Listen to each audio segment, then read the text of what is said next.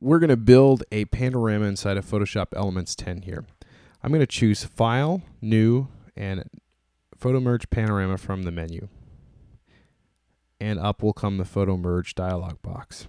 From the Layout section, I'd pick Cylindrical because this, in my experience, has given me the most, the least amount of stuff I have to crop off the top and bottom at the end of the exercise here.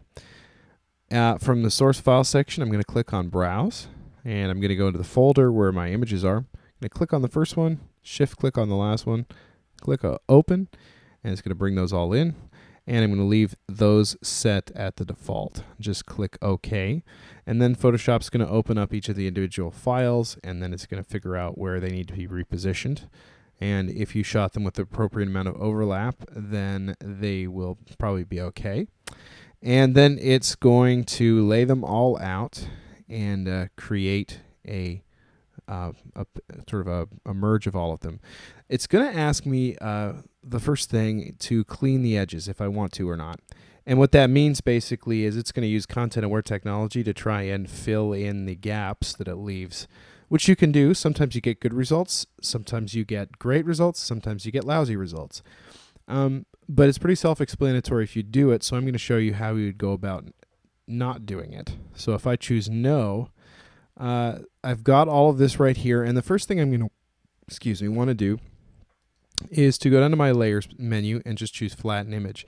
I don't need to reposition these layers, so that's really kind of just adding a lot of bulk to the file. I'm going to choose my Straighten tool and click and drag along something that ought to be straight. So there to there should be pretty much a straight line.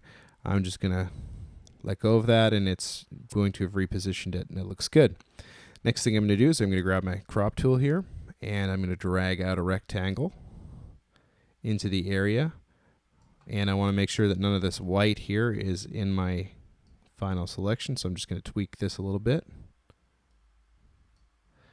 All right, looks good. Then I'm going to click my Accept button. It's going to crop away the rest of that. And then I can do any finishing adjustments. In this case, I think I'm going to go to Enhance, Adjust Lighting, Shadow and Highlights. And I want to open up the shadows just a little bit because I'm losing some detail in here in these trees. I'm going to click OK. I'm going to go to Enhance, Adjust Lighting, Brightness and Contrast, and give it just a little bit of contrast. And click OK.